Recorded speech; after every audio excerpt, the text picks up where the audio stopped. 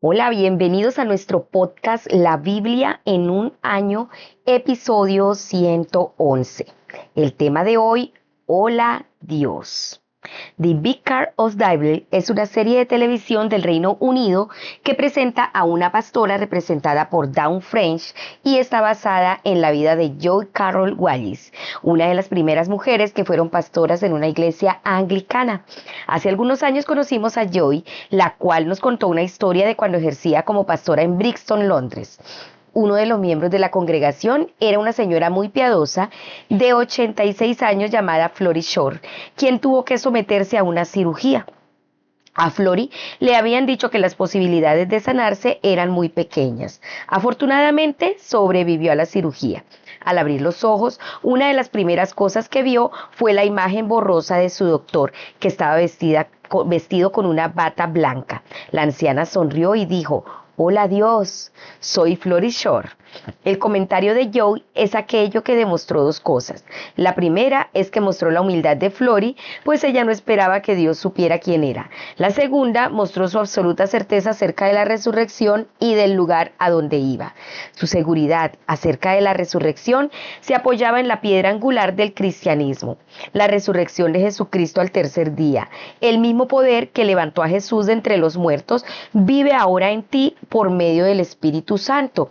Les invitamos a ver Efesios 1 del 18 al 23, allí podrán ver esta verdad. Ahora vamos al texto de hoy. Bueno, hoy tenemos una lectura bien especial y está en el Salmo capítulo 49. Vamos a leer en la versión Nueva Traducción Viviente.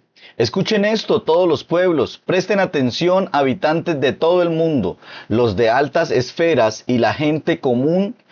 Ricos y pobres, oigan, pues mis palabras son sabias y mis pensamientos están llenos de buena percepción. Escucho con atención muchos proverbios y resuelvo enigmas con la inspiración del sonido de un arpa. ¿Por qué tendría que temer cuando vienen dificultades, cuando los enemigos me rodean? Ellos se fían de sus posesiones y se jactan de sus grandes riquezas. Sin embargo, no pueden redimirse de la muerte pagándole un rescate a Dios. La redención no se consigue tan fácilmente, pues nadie podrá jamás pagar lo suficiente como para vivir para siempre y nunca ver la tumba. Los sabios finalmente tendrán que morir, al igual que los necios y los insensatos, y dejarán toda su riqueza atrás. La tumba es su hogar eterno, donde permanecerán para siempre. Podrán ponerle su propio nombre a sus propiedades, pero su fama no durará. Morirán al igual que los animales. Ese es el destino de los necios, aunque sean recordados como si hubieran sido sabios. Como ovejas son llevados a la tumba, donde la muerte será su pastor. Por la mañana los justos gobernarán sobre ellos. Sus cuerpos se pudrirán en la tumba, lejos de las grandiosas propiedades.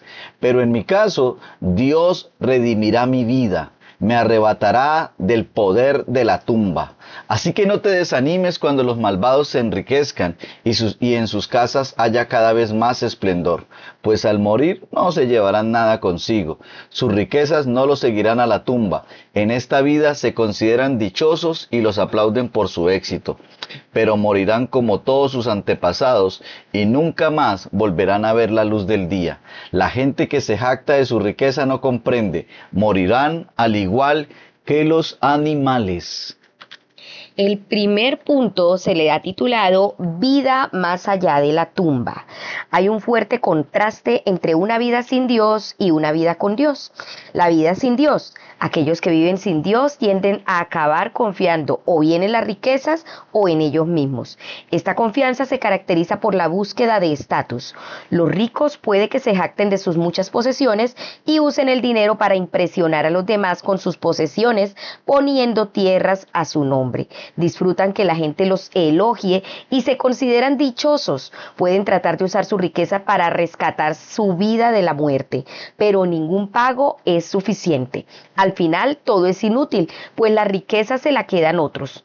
No te asombres a ver que alguien se enriquezca y aumente el esplendor de su casa, porque al morir no se llevará nada, dice los versos 16 y 17. ¿De qué sirve todo si al final se pudrirán en el sepulcro? Ahora veamos la vida con Dios.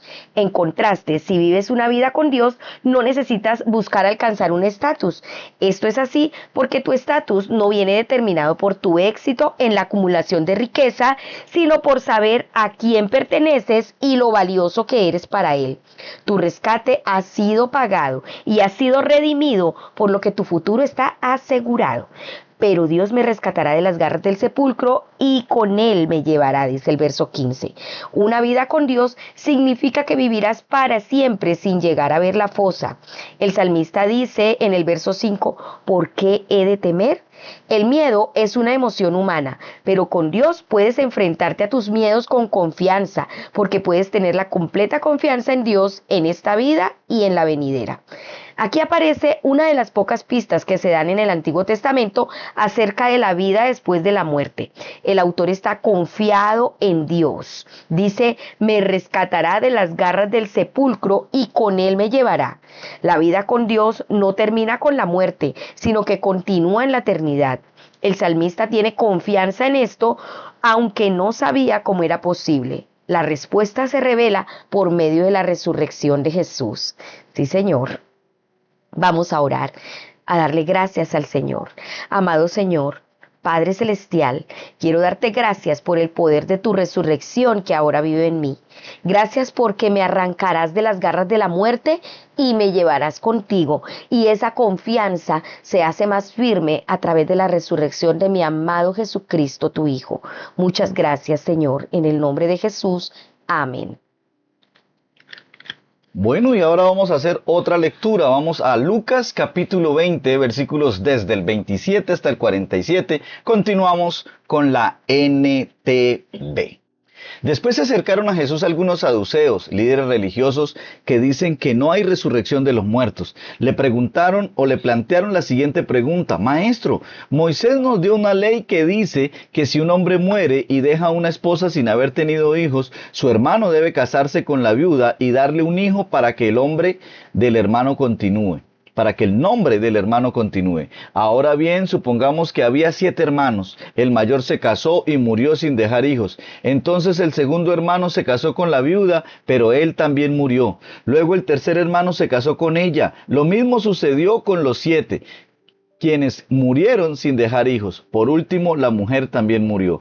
Entonces dinos, ¿de quién será esposa en la resurrección? Pues los 7 estuvieron casados con ella. Jesús respondió: el matrimonio es para las personas aquí en la tierra, pero en el mundo que vendrá, los que sean dignos de ser levantados de los muertos no se casarán ni se darán en casamiento, ni volverán a morir. En ese sentido serán como ángeles. Ellos son hijos de Dios e hijos de la resurrección. Ahora bien, en cuanto a si los muertos resucitarán, hasta Moisés demostró esto cuando escribió acerca de la zarza ardiente, mucho después de que Abraham, Isaac y Jacob murieron. Él se refirió al Señor como el Dios de Abraham, el Dios de Isaac y el Dios de Jacob. Por lo tanto, Él es Dios de los que están vivos, no de los muertos, porque todos están vivos para Él. Bien dicho, maestro, comentaron algunos de los maestros de la ley religiosa que estaban allí, y después nadie se atrevió a hacerle más preguntas. ¿De quién es el Hijo el Mesías? Entonces Jesús les planteó una pregunta. ¿Cómo es que se dice que el Mesías es hijo de David? Pues David mismo escribió en el libro de los Salmos: el Señor le dijo a mi Señor, siéntate en el lugar de honor a mi derecha, hasta que humille a tus enemigos y los ponga por debajo de tus pies. Si David llamó al Mesías Señor, ¿cómo es posible que el Mesías sea su hijo?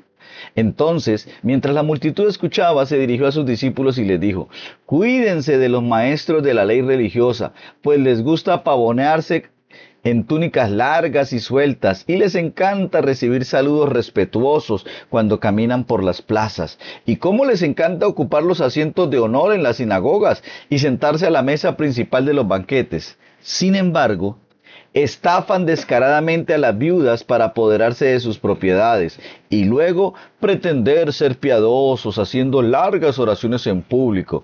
Por eso serán castigados con severidad. capítulo 21, versículos del 1 al 4. Mientras Jesús estaba en el templo, observó a los ricos que depositaban sus ofrendas en la caja de las ofrendas. Luego pasó una viuda pobre y echó 2 monedas pequeñas.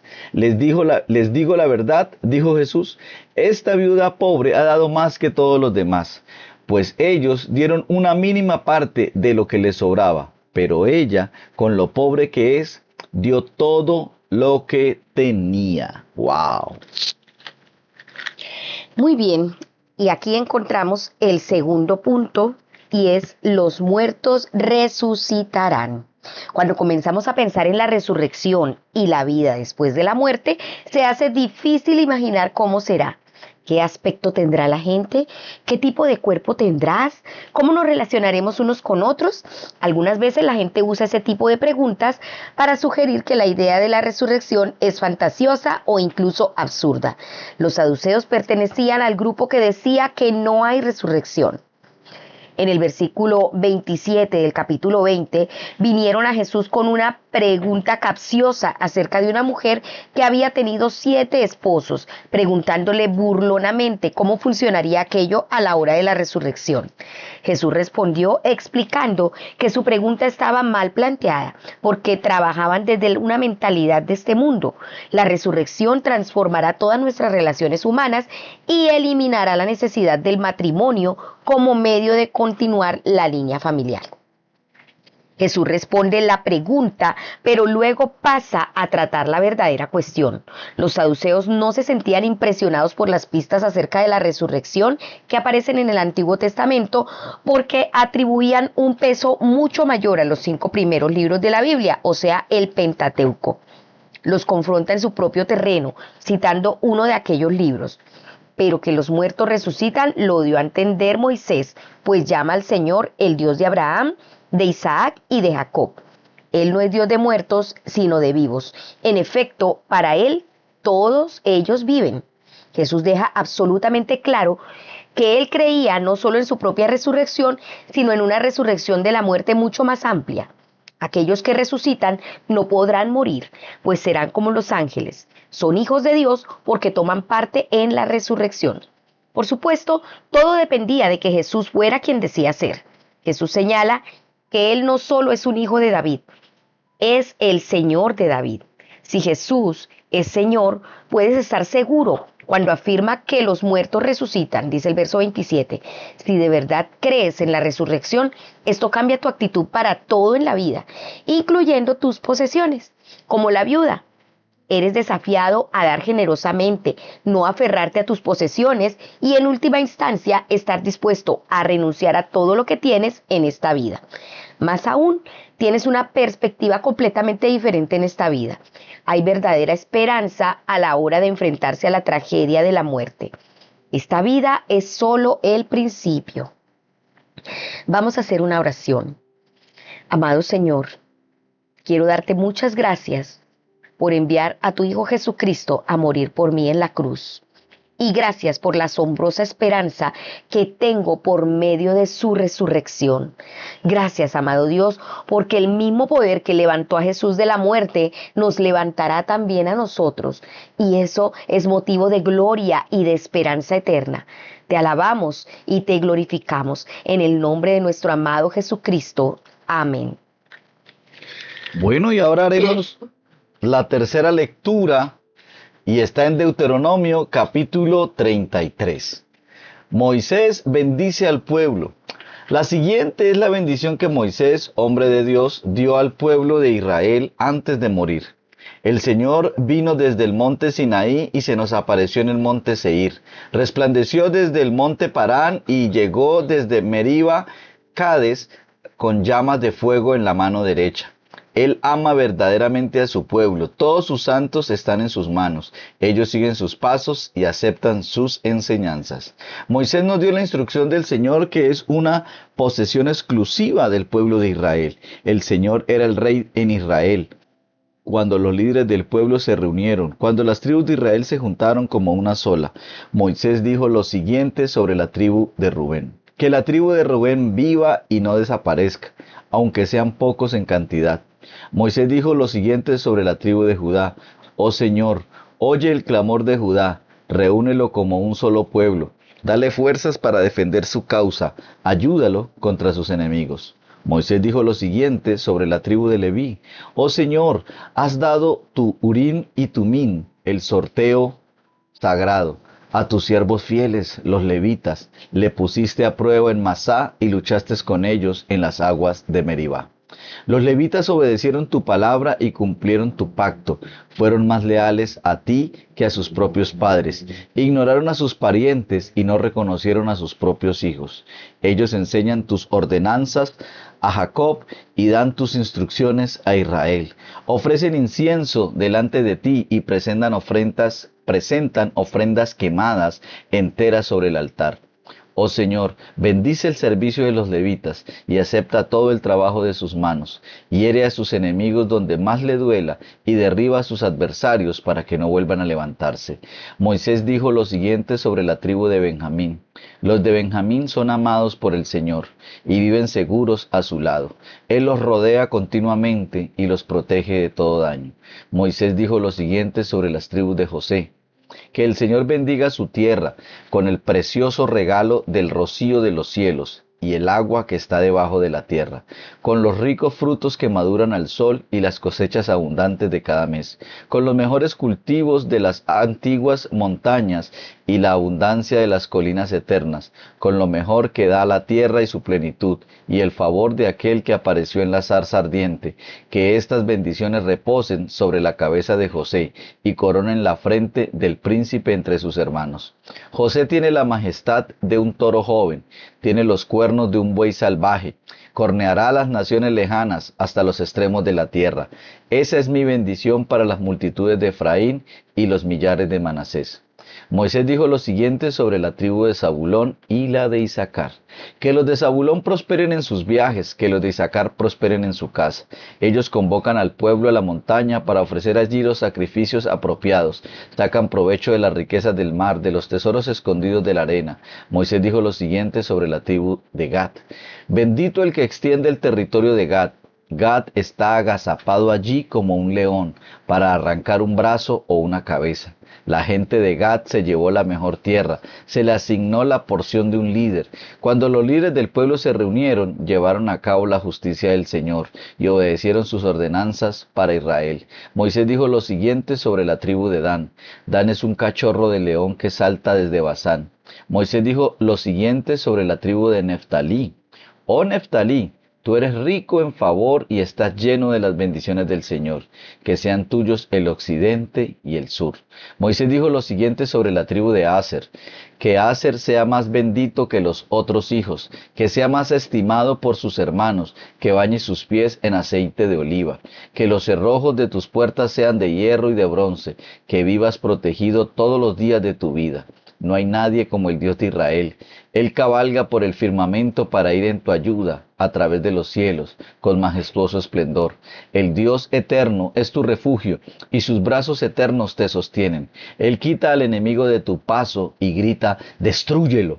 Así que Israel vivirá a salvo. El próspero Jacob habitará protegido en una tierra de grano y vino, donde los cielos dejan caer su rocío. Qué bendito eres, oh Israel. ¿Quién es como tú, un pueblo rescatado por el Señor?